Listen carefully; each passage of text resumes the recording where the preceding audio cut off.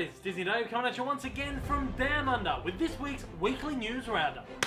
It is of course the week ending April 30th, 2017. Look at that, the sun has just come out. Perfect timing. Isn't that good? I've been sitting here all day waiting for the sun to come out and oh, it's just beautiful. Look at that, look at the sun, look at the light, look at the natural light on this video.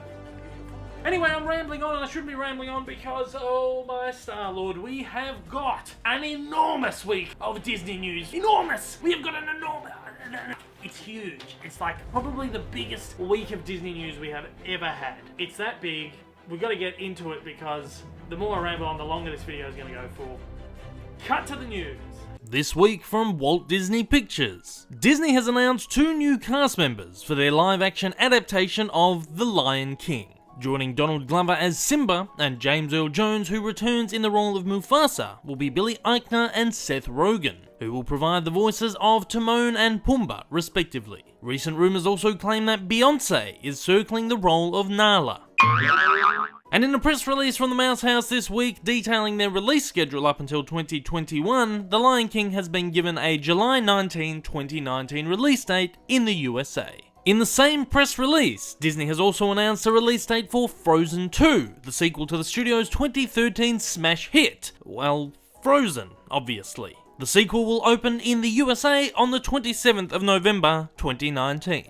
Do you want to build a snowman? No, this is the 3rd time I have told you I do not want to build a snowman. In the slight shake-up of release dates, the sequel to Wreck-It Ralph will find itself a later release. While Ralph Breaks the Internet is still set to open in 2018, the new schedule moves it from March till the 21st of November in the USA. In other casting news, Disney have cast Ewan McGregor in the upcoming Winnie the Pooh live-action adaptation titled Christopher Robin. McGregor is set to play an adult Christopher Robin who has lost the sense of joy and wonderment he had as a child, until he is paid a visit by Pooh and his friends from the 100 Acre Wood. The film will be directed by Finding Neverland's Mark Forster, and it's interesting to see it not included in Disney's new release schedule, as it is currently without a release date. With the D23 Expo on the horizon, we can expect plenty more Disney announcements this July, and this week the D23 Expo have finally announced the lineup of panels for their main presentation hall. This will include the Disney Legends ceremony, a Walt Disney Animation panel, a Disney live action panel which will also cover Marvel and Lucasfilm, a Walt Disney Parks and Resorts panel, and a special 3.5-hour musical panel with Disney legend Alan Menken. This year's D23 Expo will be held between July 14th and 16th at the Anaheim Convention Center opposite Disneyland.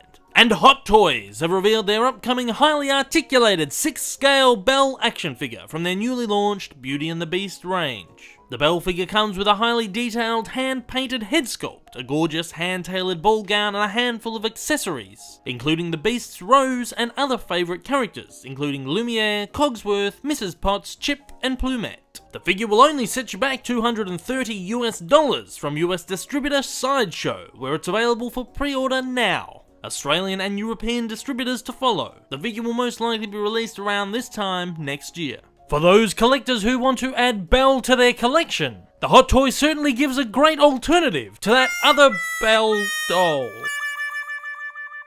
And this week from Pixar.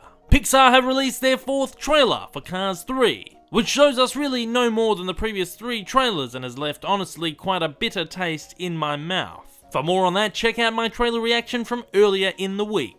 Cars 3 is set to open on the 16th of June in the USA, the 22nd of June in Australia, and the 14th of July in the UK. Seems my friends in the UK continue to get the pointy end of the stick. And this week from Marvel. Guardians of the Galaxy Volume 2 has opened internationally, including in Australia, New Zealand, the UK, and in most Asian and European markets. With a $6.6 million opening, this puts the Guardians of the Galaxy sequel 3 times ahead of its predecessor's opening, and marks the 2nd highest opening day for any Marvel release, behind the Avengers in 2012. Guardians of the Galaxy Volume 2 will open in the US this coming week on May 5th, and is already tracking towards a $150 million launch, placing it miles ahead of the first film's $94.7 million launch. And in this week's Lucasfilm news, With the new shake-up of release dates, Star Wars Episode 9 will be getting an earlier than expected release on May 24th, 2019. The film was expected to launch in December of 2019, given both The Force Awakens and The Last Jedi will have opened over the holiday season. The Last Jedi will be seemingly the last Star Wars film to be released in December, with the upcoming Han Solo story film standing its ground of the more traditional May release in 2018. A release date for the upcoming 5th installment of the Indiana Jones franchise has also been announced as July 10, 2020. Steven Spielberg is set to direct, and an aging Harrison Ford has signed on to don his fedora as Jones once again. Whew, well that was a lot. Whew. Well, that was a whole lot of news to sink your teeth into this week. Hopefully next week there isn't as much news. Oh, here I was 2 weeks ago complaining that there wasn't enough news, and now this week there's too much news and I don't know what's going on. Oh dear. If you're a first time viewer of my channel and you don't want to miss any of the Disney news, I'm doing Disney news roundups every Sunday morning. Look at that, the sun has just disappeared. Please do me a big solid, and after the jump, hit subscribe. Of course, I am doing videos throughout the week as well. To all my regular viewers, thank you once again for joining me at another Disney News Roundup. To absolutely everybody out there, I hope I'll see you again soon. Until next time though guys, take care, and I hope you have a magical day.